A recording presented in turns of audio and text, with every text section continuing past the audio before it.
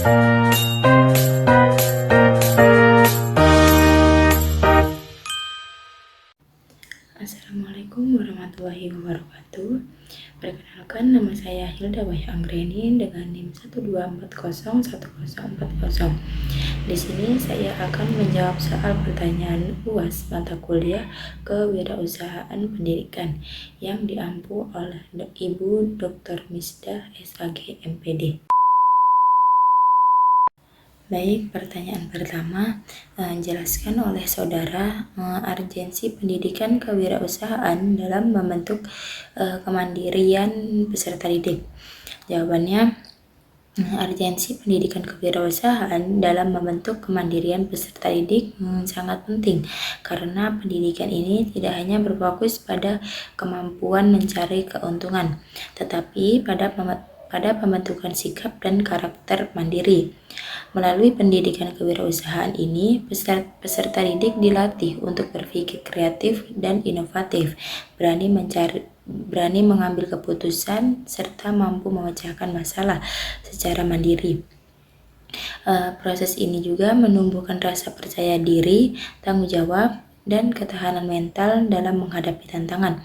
Selain itu, pendidikan kewirausahaan membekali peserta didik dengan keterampilan hidup atau life skill seperti pengelolaan waktu, perencanaan, dan kerja keras, sehingga mereka tidak bergantung sepenuhnya pada orang lain.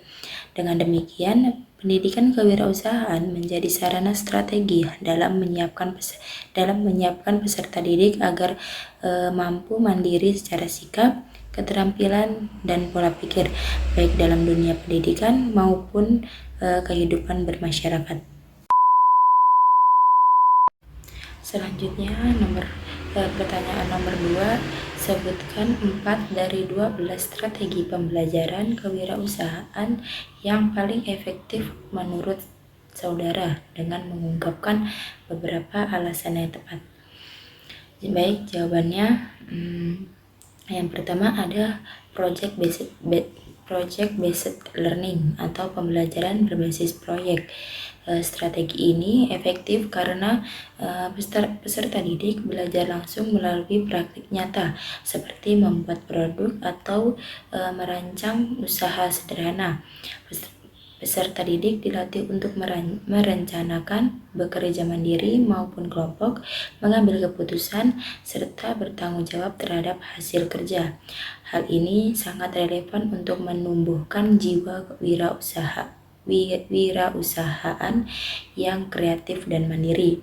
Yang kedua ada pembelajaran berbasis masalah atau problem based learning. Strategi ini melatih peserta didik untuk menghadapi dan menyelesaikan permasalahan yang sering muncul dalam dunia usaha. Dengan menganalisis masalah dan mencari solusi, peserta didik terbiasa berpikir kritis, inovatif, dan tidak mudah menyerah, yang merupakan karakter penting dalam kewirausahaan.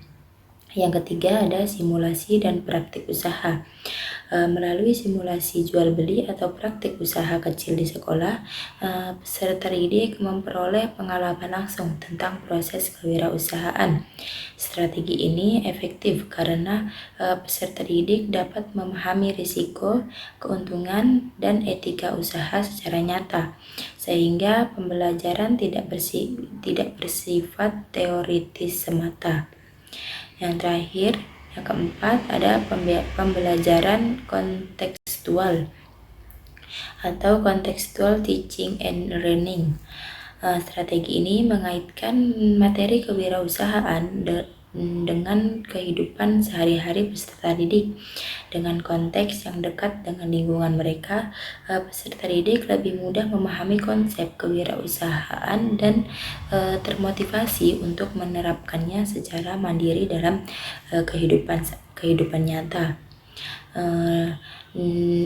Dengan keempat strategi tersebut efektif karena menekankan pengalaman langsung, pemecahan masalah, dan keterkaitan dengan kehidupan nyata yang sangat dibutuhkan dalam pembelajaran kewirausahaan ini. Baik, selanjutnya yang terakhir ada pertanyaan nomor 3, yaitu berikan oleh saudara beberapa contoh wirausaha dalam bidang pendidikan agama Islam dengan memberikan analisis peluang dan tantangannya. Baik, saya di sini mengambil 2 contoh. Yang pertama ada Lembaga Bimbingan Belajar atau Bimbel, PAI, dan Tahfiz Al-Quran. Untuk peluangnya di sini, kebutuhan masyarakat terhadap penguatan pendidikan agama semakin meningkat, terutama untuk kemampuan membaca Al-Quran, tahfiz, dan pendalaman akhlak. Orang tua cenderung mencari lembaga yang terpercaya dan fleksibel, baik itu tatap muka ataupun daring. Untuk tantangannya, persaingan antar lembaga cukup ketat dan diperlukan tenaga pengajar yang kompeten serta berakhlak baik. Selain itu juga menjaga konsisten kualitas pembelajaran menjadi tantangan utama. Selanjutnya yang terakhir, yang kedua ada pengembangan media dan konten digital PAI atau video pembelajaran, podcast, atau modul online. Di sini untuk peluangnya, perkembangan teknologi digital membuka peluang besar dalam penyebaran materi PAI secara luas dan efisien. Konten edukatif berbasis Islam sangat diminati, terutama oleh generasi muda. Untuk tantangannya sendiri, dibutuhkan kreativitas tinggi, kemampuan teknologi, serta pemahaman materi agama yang benar agar tidak terjadi kesalahan dalam penyampaian. Monetisasi konten juga membutuhkan strategi yang tepat. Sekian video dari saya, kurang lebihnya mohon maaf. Wabillahi taufiq wal hidayah. Assalamualaikum warahmatullahi wabarakatuh.